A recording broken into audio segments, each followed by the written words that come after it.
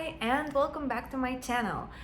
Today we are going to be talking about can actually reading fiction make you more empathetic? And the answer to that question is apparently yes. I don't know, I guess there's this sort of stigma that people who read a lot maybe are not the most socially adept people, maybe slightly socially awkward. Probably that relates to the fact that if you read a lot, maybe you're more introverted, so maybe there's that kind of, I guess, understanding. But the truth is, reading and reading fiction in particular, literary fiction, can make you more empathetic. It was very interesting. Honestly, I found this out a couple of years ago, and now, preparing for this video, I decided to read a little bit more on it, and there are a few studies that back this up. The first one is from 2005. It's by the way, the name of the study is very funny. I have it here, and I just wanted to read it to you, just because it's called "Bookworms versus Nerds." And then the subtitle is "Exposure to Fiction versus Nonfiction: Divergent Associations with Social Ability in the Simulation of Fictional Social Worlds." In case you haven't read that, because why wouldn't you? It sounds like a very light bedtime reading, for sure. Basically, what the scientists here did was they wanted to measure the level of empathy in people. So what they did was they so they took a sample group of people, and they asked them something like, I guess, control questions to determine whether they presumably read more or less.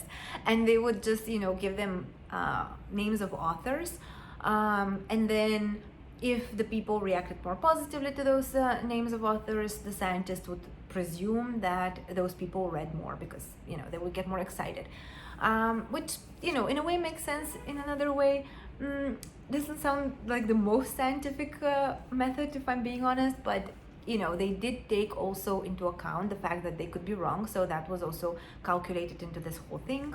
They took it into consideration. So yeah, basically the end result was that people who are more empathetic tended to read more fiction. And so that was actually the basis of all the follow-up studies that other scientists did. And in 2013, there was another study where scientists took a few groups of people, and so they had a control group which didn't read anything. They had a group of people that would read fiction, just general fiction, like let's say Anna Karenina, and then they would have a third group of people who would read fiction like let's say romance or thriller books, something like that. That's more genre specific. So what happened in the end, because in the very beginning there is this test called the theory of mind, and that determines your level of empathy towards other people. So they made everyone obviously take the test in the beginning, then they made them, they gave them this reading for a specific period of time, and afterwards they gave them again the theory of mind test. And what they found was that actually the people who read the literary fiction, and just in general fiction that's not genre specific, were improved the most and were the most not sympathetic but rather empathetic out of all three control group out of three groups. Sorry, not control groups, but yeah, the control group, the genre fiction, and the general fiction. So that actually tells us a few things, because let's say thriller books, they're more plot driven, right? And in case you haven't seen my video about plot driven stories versus character driven stories, I'll link it in the description below, and I'll leave it somewhere in the card above. But basically, plot driven stories are the ones that have a lot of action in them. There's a lot of events happening, but there is not necessarily that much character development that happens. And character-driven stories are on the opposite spectrum, where they rely more heavily on basically character development and just what internally is happening within the character. And I mean, there obviously should be a balance between the two, but according to research, when you have stories that are more character-driven, that talk more about the internal world of the character, actually they help you get more empathetic. There is another reason for that. I think, well, not I think. I mean, yeah, that wasn't mentioned in the study, but I think it makes sense, which is the fact that we have the so-called mirror neurons in our brains, and they do help us, experience the life, like they help us experience life through other people's point of view. So it's really cool. Like basically, for example, if you've ever been in a movie, or just something, let's say somebody gets hit by something heavy, you cringe because you actually maybe even can feel the pain, and some people are able to experience that pain. So when we read, similar things happen. When we read, just our mind like we are able to connect to the character much better, and that leads us to experience the life through their own viewpoint. And there is another really cool cool is it a research, just maybe an experiment that scientists did. There is this book called Saffron Dreams, and it's fiction. It's a fiction book about this Muslim woman who lives in New York, and she experiences racial aggression, if I can call it like that. And so the people who read it, so again, there were a few types of control groups that the scientists had the experiment with. So basically what they did was they had people read the book, they had people read a summary of the book, and they had people read a non-fiction book about a similar event. And what they found out was that the people who read the fiction book were much better able to relate to the person. They were much better able to empathize with her experiences versus the people who only read a summary of the book, or even the ones who read the non-fiction book. And just because fiction is able to, I think fiction is, how should I say this, much better able to get into the mind of the person. That doesn't mean that obviously non-fiction books cannot do that, or maybe you can even draw your own conclusions. Like for example, I don't know, I personally found this really interesting. A few years ago, I read Born a Crime, Trevor Noah's memoir. And it was really interesting. I mean, the stories were really interesting. The humor, it was funny. And there is this one particular story that I absolutely adore.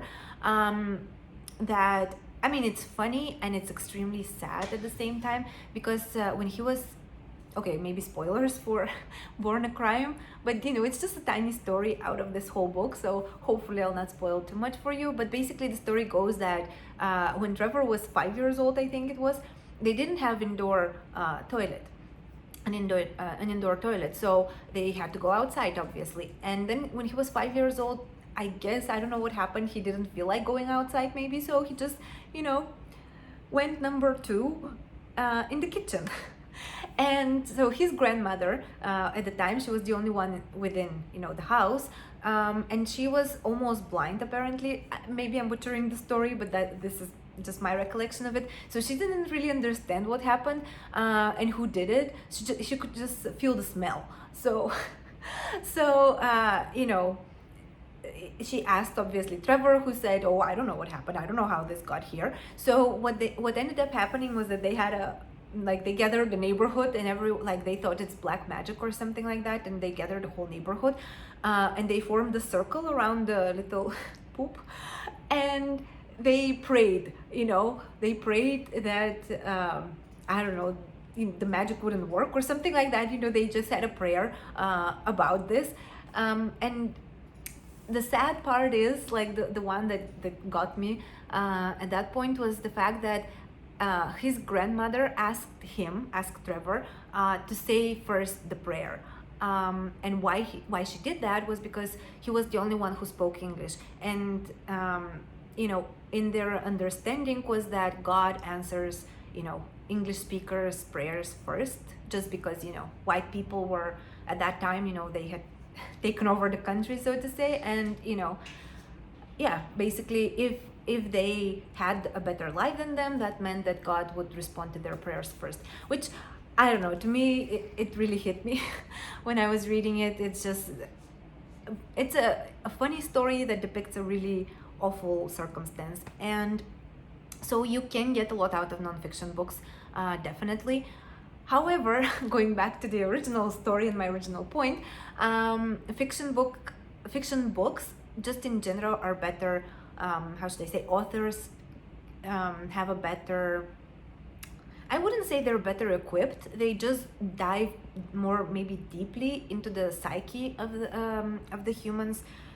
So yeah, it was even shown in a study I think in 2014. They did this study in primary and high school students, or rather middle school and high school students in Italy and in the UK, and they found that those people who have read the Harry Potter series, they were more empathetic, and they could empathize better with refugees, with the LGBTQ plus people. So it's really interesting. I mean, because Harry Potter doesn't necessarily reflect, obviously, our world, but there's still, when you read it, you still see discrimination. You see, you see inequality. You see people being called slurs, for that fictional world, of course. But still, you see those things, and you draw parallels with your own world. So reading fiction doesn't necessarily mean that, you're wasting your time or, maybe, yeah, basically it means that, okay, I lost my point. But yes, because I don't know, sometimes, it can feel useless, and I don't know why, but sometimes people can make fun of those of us who read, but that's actually a good thing, because we do become more empathetic. Also, reading is shown to decrease stress by, I think it was like 30 times more than, compared to watching movies or TV shows or whatever. So reading can really help you decrease your stress levels. It can help you, become more empathetic. So yeah, all in all, that's all I wanted to say to you.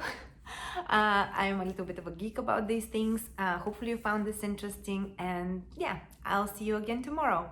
Bye.